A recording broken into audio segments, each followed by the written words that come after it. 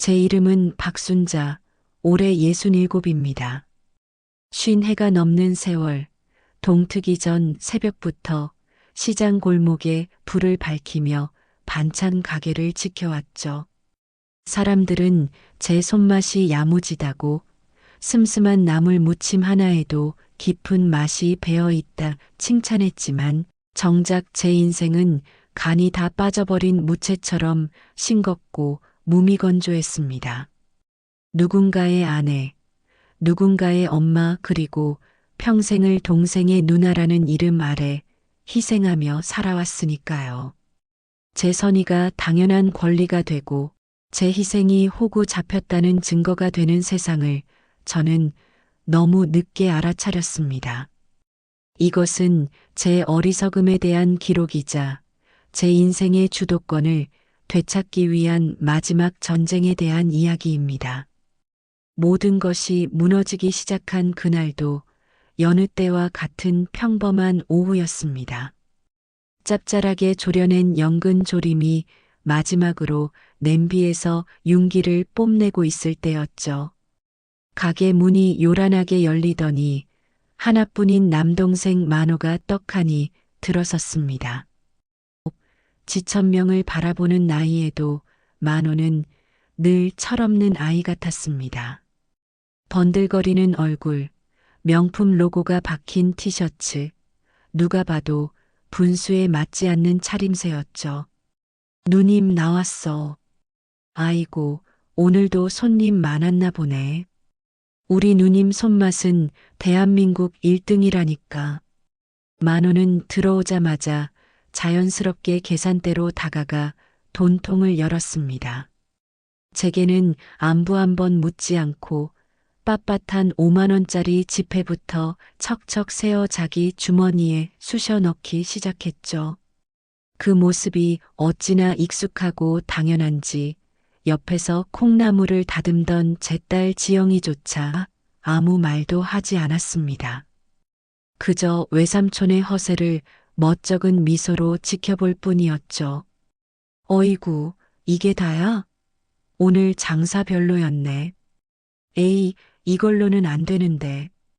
한 20만 원은 더 있어야. 뻔뻔한 만호의 투덜거림의 속에서 천불이 났지만 저는 애써 표정을 감추고 연근 조림을 그릇에 옮겨 담았습니다. 이런 날이 하루 이틀이었나요?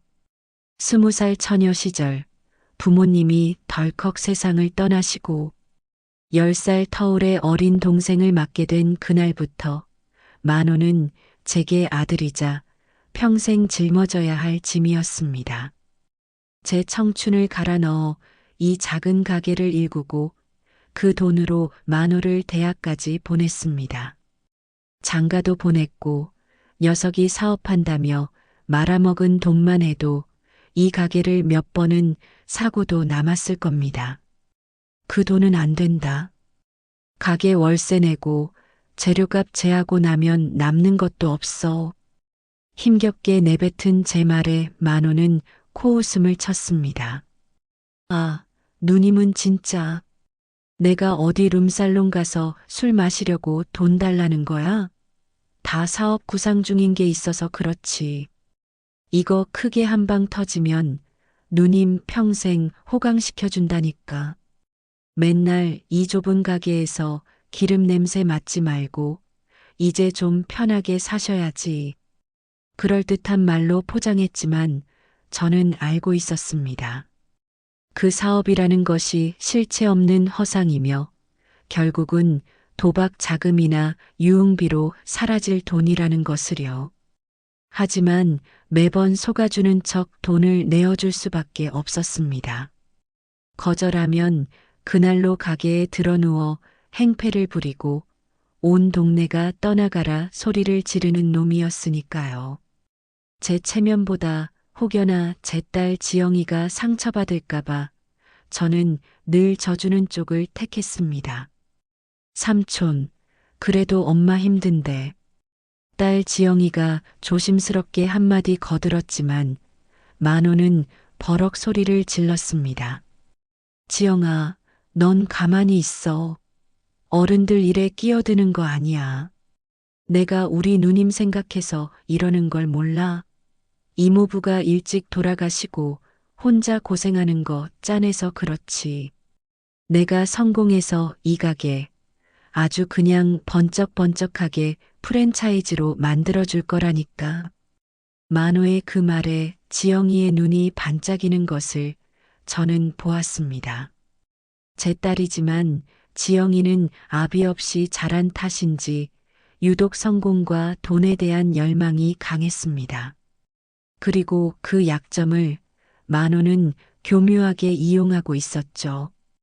외삼촌이 큰 부자가 되면 자신도 콩고물이 떨어질 거라는 헛된 기대를 품게 만들면서요.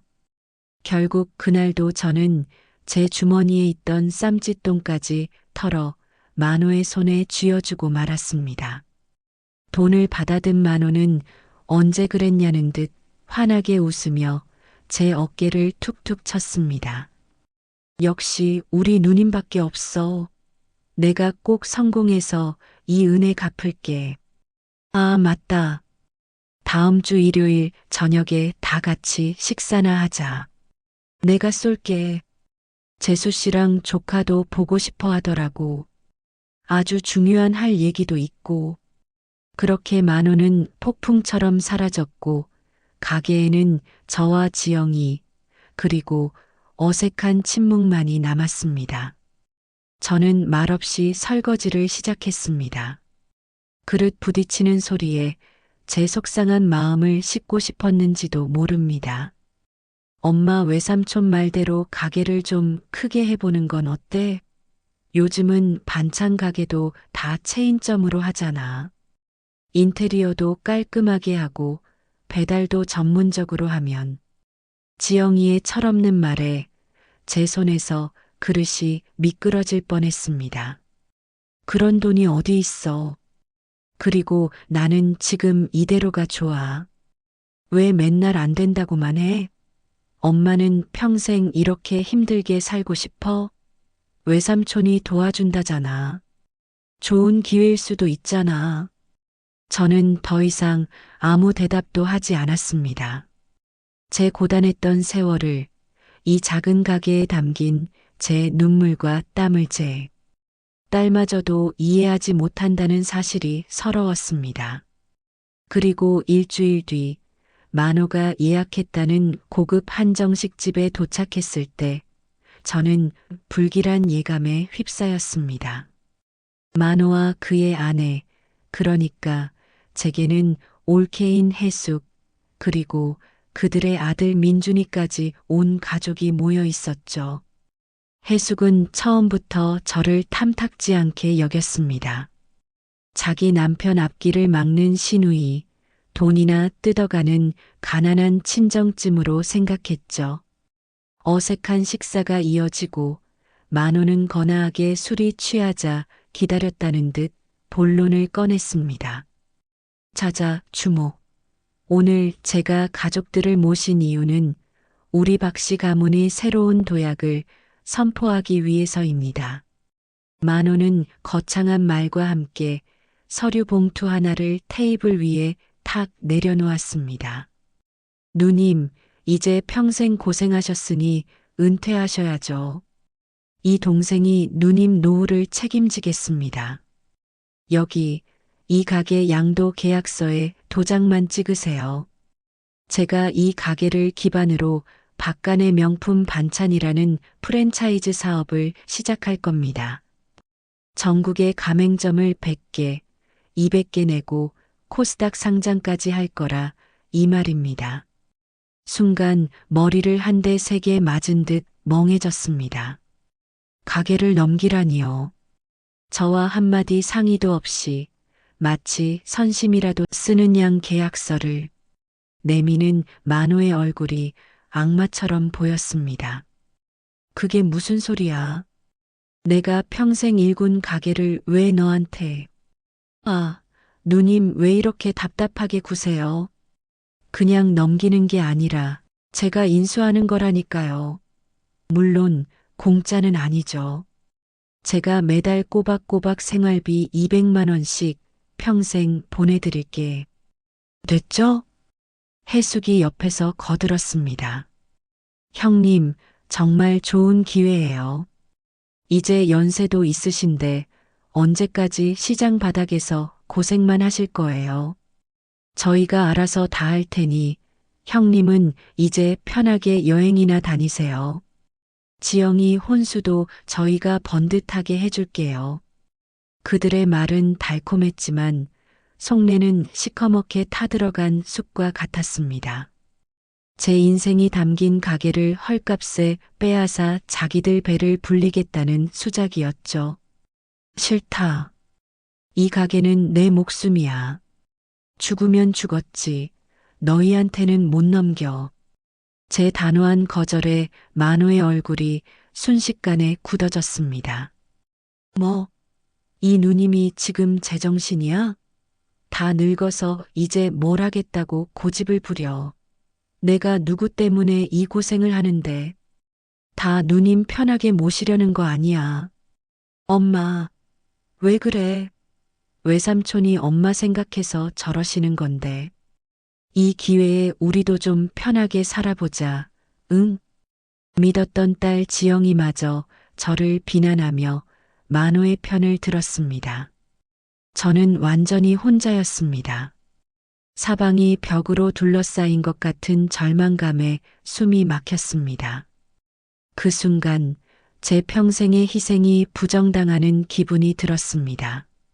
내 모든 것을 바쳐 키운 동생과 딸에게 저는 그저 걸림돌일 뿐이었습니다. 이 가게는 아버지가 내게 물려주신 유산이다. 내 놈한테 줄 수 없어. 그 말을 끝으로 저는 자리에서 일어섰습니다. 등 뒤로 만호의 고함과 해숙의 비아냥, 그리고 지영이의 원망 섞인 울음소리가 비수처럼 날아와 꽂혔습니다. 그날 밤 저는 뜬 눈으로 밤을 새웠습니다. 이것이 지옥의 시작이라는 것을 저는 아직 알지 못했습니다. 그날 이후 만호의 괴롭힘은 본격적으로 시작되었습니다. 제가 가게 문을 열 때쯤이면 어김없이 나타나 술에 취해 행패를 부리기 일쑤였죠. 손님들에게 우리 누나가 노망이 나서 가게를 말아먹고 있다. 내가 이 가게의 실질적인 주인이다 같은 헛소리를 짓거리며 장사를 방해했습니다.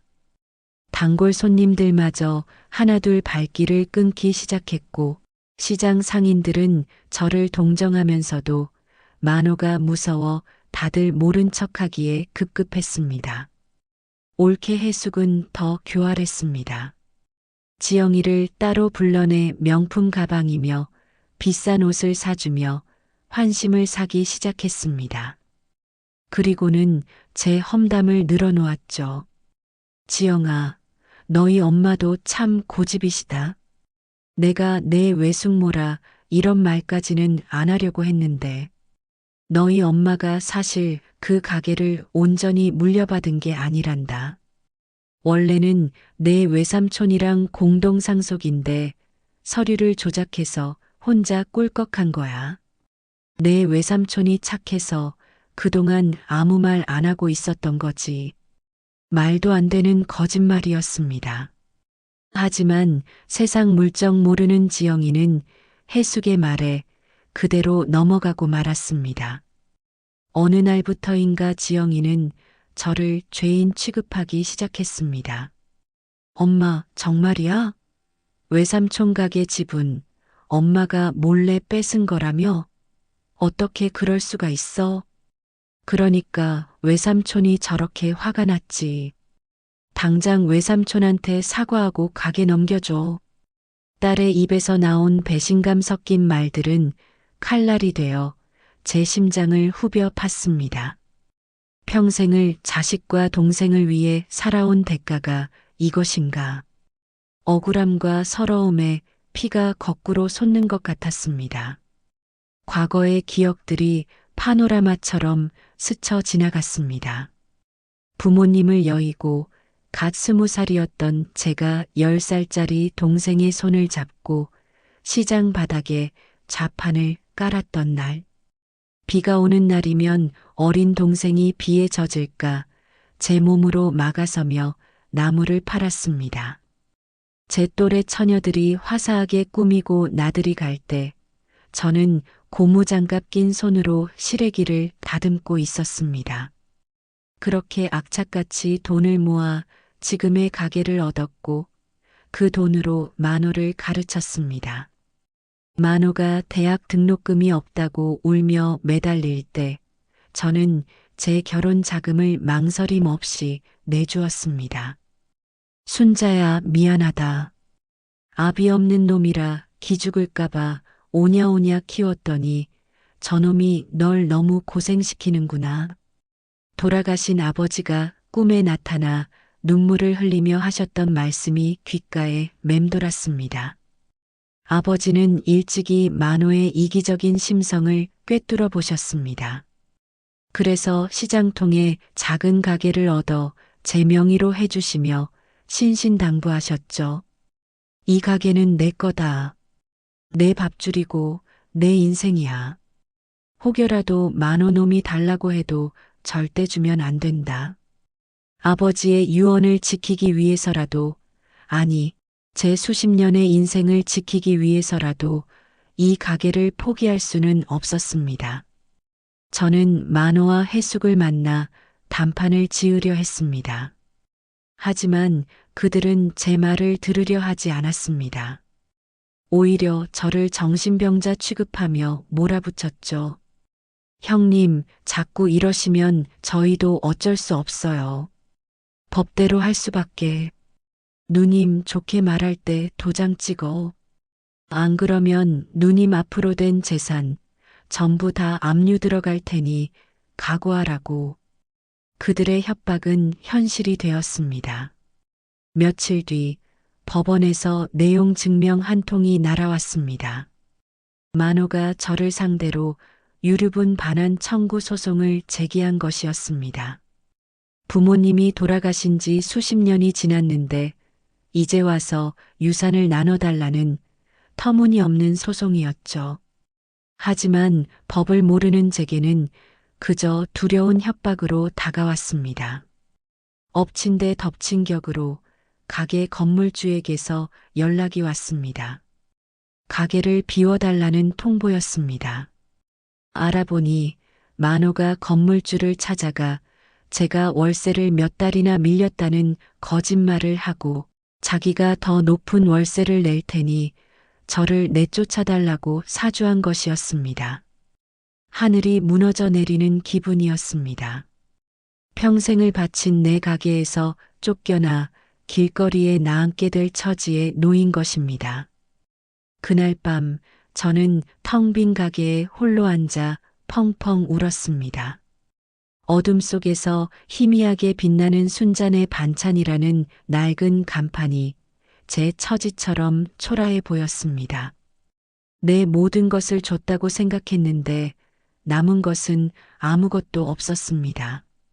배신감과 절망감에 숨조차 쉴 수 없었습니다. 이제 정말 모든 것이 끝났다고 생각했습니다. 그때였습니다. 가게 문을 조심스럽게 두드리는 소리가 들렸습니다.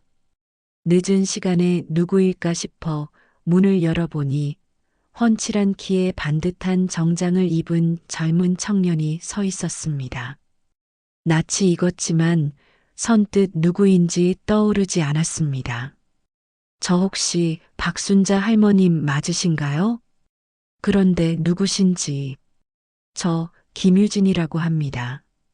예전에 이 동네 살면서 고시 공부할 때 할머니께서 반찬을 공짜로 많이 챙겨주셨어요.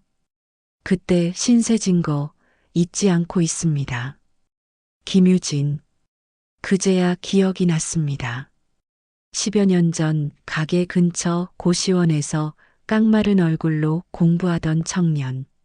주머니 사정이 넉넉지 않아 보였기에 제가 종종 팔고 남은 반찬을 넉넉하게 싸주곤 했었죠. 그 청년이 이렇게 훌륭하게 자라 변호사가 되어 제 앞에 나타난 것이었습니다.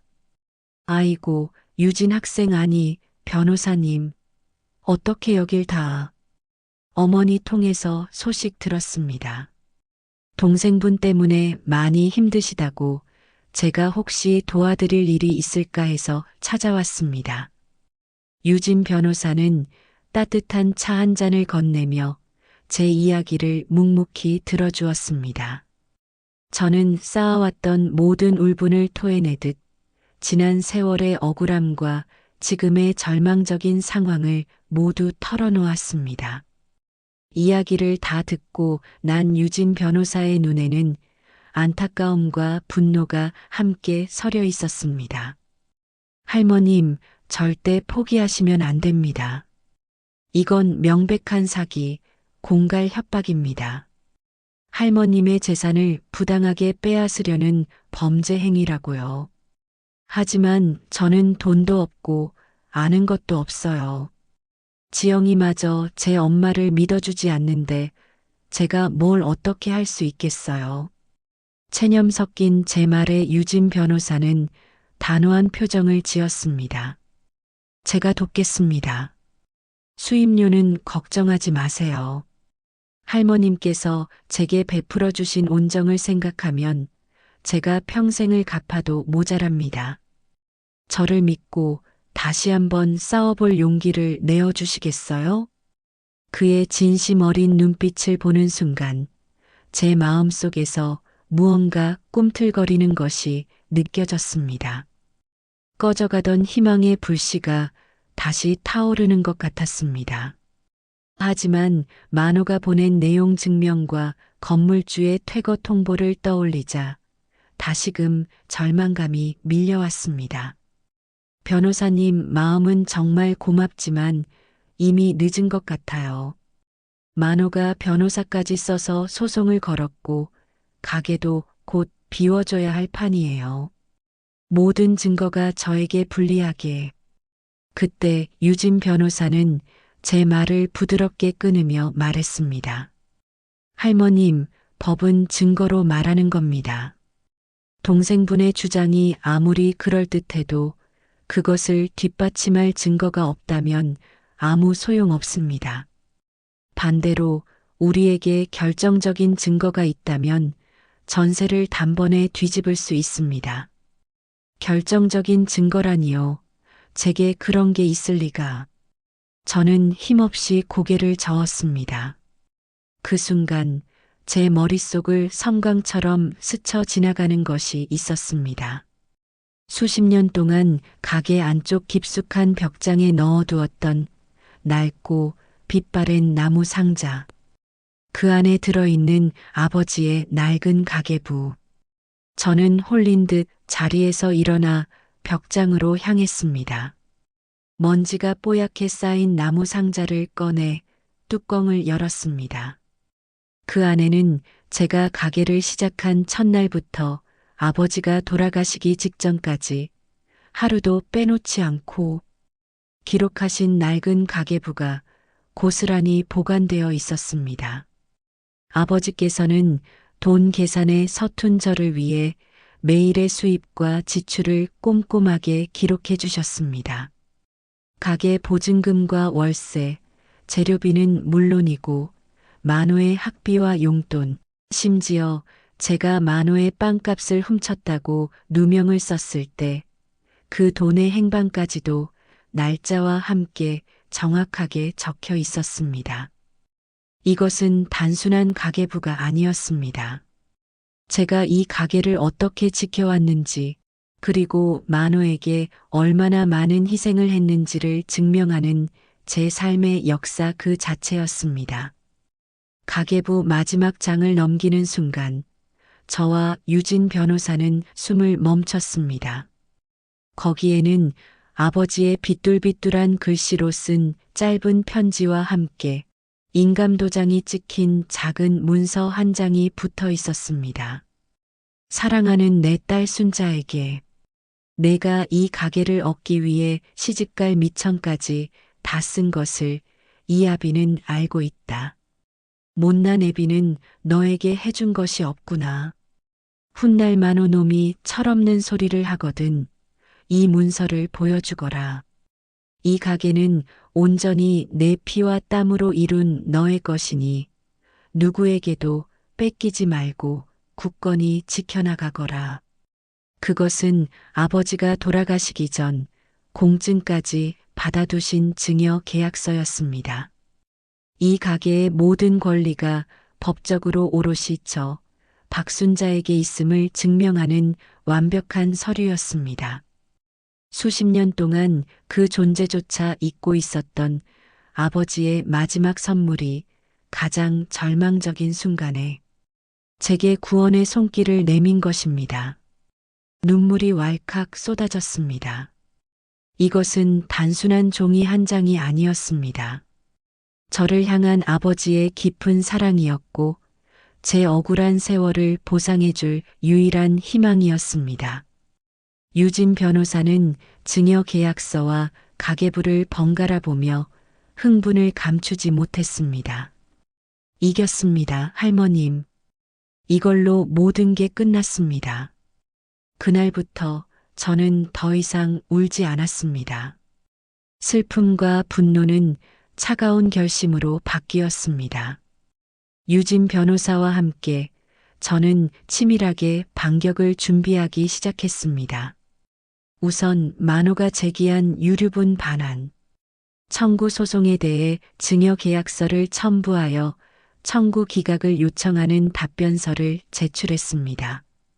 아버지께서 돌아가신 지 이미 수십 년이 지나 소멸시효가 완성되었을 뿐만 아니라 명백한 증여 사실이 존재하므로 소송 자체가 성립되지 않는다는 내용이었죠.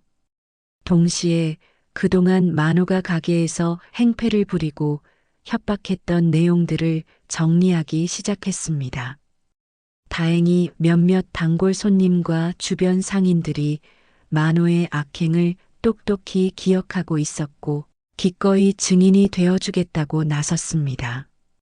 심지어 한 상인은 만호가 술에 취해 저에게 고함을 치는 장면을 휴대폰 영상으로 찍어두기까지 했습니다. 유진 변호사는 이 모든 증거를 모아 만호를 업무방해, 공갈, 협박 혐의로 형사 고소할 준비를 마쳤습니다. 건물주 문제도 해결의 실마리가 보였습니다. 제가 월세를 단 한 번도 밀린 적이 없다는 사실을 입증하는 은행 거래 내역을 확보했고 건물주를 찾아가 만호의 거짓말을 조목조목 반박했습니다. 만호가 더 높은 월세를 제안하며 불법적으로 저를 내쫓으려 한 정황은 오히려 건물주에게 불리하게 작용할 수 있는 부분이었습니다. 결국 건물주는 한 발 물러서며 법적인 판단이 나올 때까지는 계약을 유지하겠다고 약속했습니다. 모든 준비가 끝나자 저는 만호에게 전화를 걸었습니다. 일부러 지치고 패배한 목소리로 말했죠. 만호야, 내가 졌다. 내 말대로 할 테니 내일 가게로 와라. 도장 찍어줄게. 대신 변호사니 뭐니 그런 사람들은 부르지 말고 우리 가족끼리만 조용히 마무리하자. 제 목소리에 만호는 의심 없이 쾌재를 불렀습니다. 꺼봐. 내가 뭘 했어. 진작에 이럴 것이지. 왜 쓸데없는 고집을 부려서 이 사단을 만들어. 알았어. 내일 해숙이랑 민준이 데리고 갈 테니 인감도장이랑 서류나 잘 챙겨놔. 전화를 끊고 저는 유진 변호사를 보며 비장하게 말했습니다. 이제 모든 준비는 끝났습니다. 내일 저놈들이 마주하게 될 것은 지옥의 문일 겁니다. 다음 날 약속한 시간에 만호와 해숙 그리고 민준이가 의기양양한 표정으로 가게에 들어섰습니다. 그들 뒤에는 만호가 고용한 불량해 보이는 변호사까지 함께였죠. 제 옆에 앉아있는 유진 변호사를 본 만호의 얼굴이 순간 굳어졌습니다. 아니, 누님, 가족끼리 해결하자더니 이 변호사는 또 뭐야? 너희야말로. 변호사까지 대동하고 나타났구나. 잘됐다. 법을 잘 아시는 분들 앞에서 오늘 모든 것을 확실하게 정리하고 끝내자꾸나. 저는 굳은 표정으로 준비한 서류들을 테이블 위에 하나씩 올려놓았습니다. 가장 먼저 만호가 보낸 내용 증명과 소장이었죠. 내가 나한테 유산을 나눠달라고 소송을 걸었더구나. 부모님이 돌아가신 지가 언젠데 참으로 기가 막힐 노릇이다. 만호의 변호사가 거만하게 끼어들었습니다. 법적으로 유류분 반환 청구는 상속 개시를 안 날로부터 10년 이내에 행사할 수 있습니다.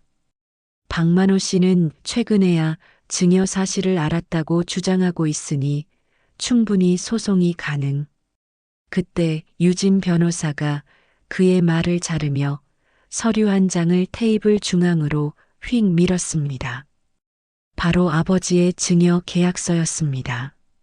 이것은 고인이 되신 아버님께서 생전에 박순자 여사님께 이 가게를 증여한다는 내용으로 작성하시고 공증까지 마친 증여 계약서 원본입니다.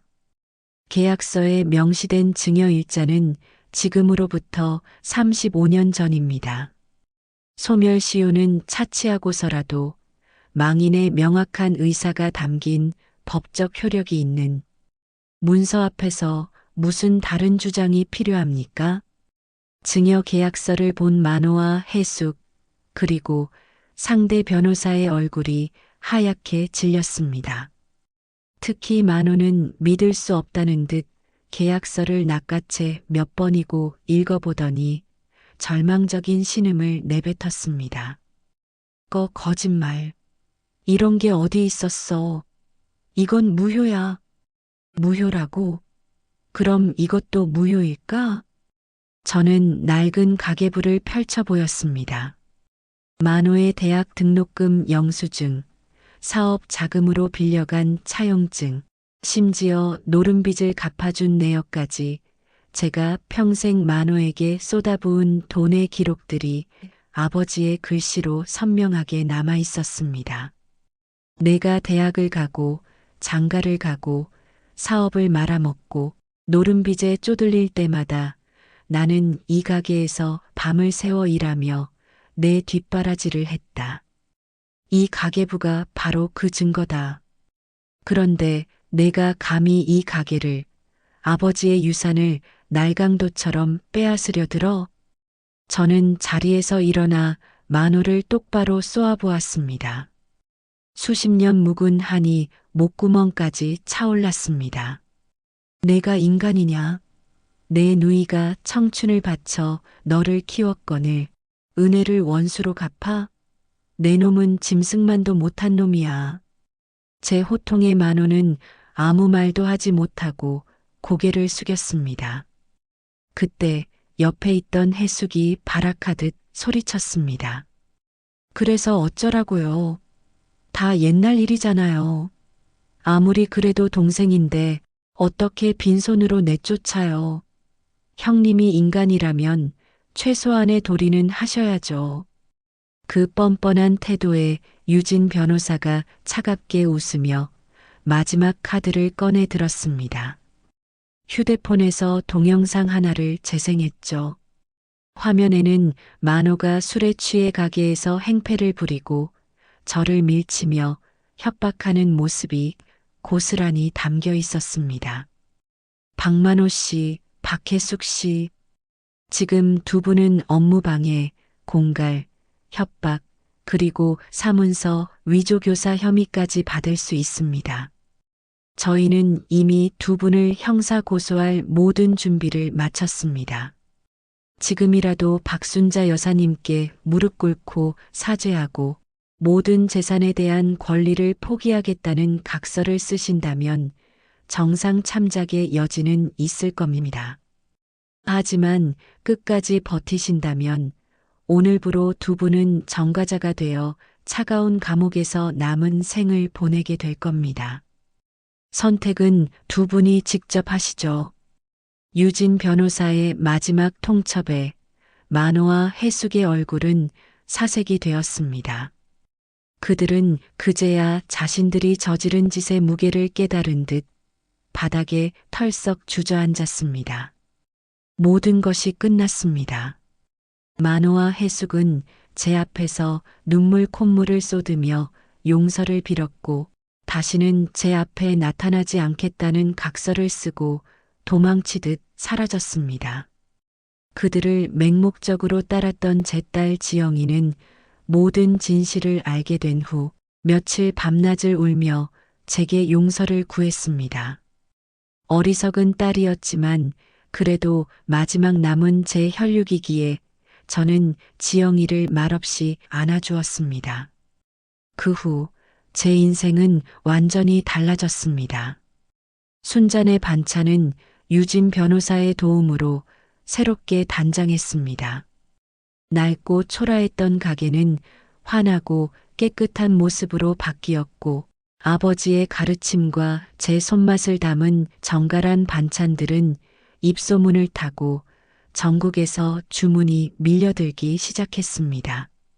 철들었던 딸 지영이는 이제 누구보다 든든한 제 오른팔이 되어 가게 일을 돕고 있습니다.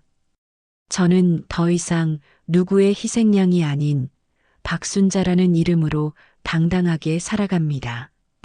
새벽 시장의 활기찬 공기를 마시며 하루를 시작하고 정성껏 만든 음식을 손님들과 나누며 웃음 짓는 지금 이 순간이 제게는 무엇과도 바꿀 수 없는 행복입니다. 돌아보면 제 인생을 갉아먹던 것은 동생의 탐욕뿐만이 아니었습니다. 부당한 요구에 제대로 아니라고 말하지 못했던 제 자신의 나약함, 희생을 당연하게 여기며 스스로를 깎아내렸던 어리석음이 더 큰 문제였을지도 모릅니다. 혹시 지금 저처럼 억울한 세월을 보내고 계신 분이 있다면 절대 포기하지 마십시오. 당신의 인생은 당신의 것입니다. 누구도 그것을 함부로 빼앗을 권리는 없습니다.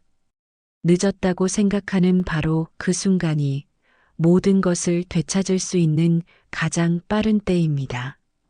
제 이야기가 여러분께 작은 위로와 용기가 되었기를 바랍니다. 지금까지 제 긴 이야기를 들어주셔서 정말 감사합니다.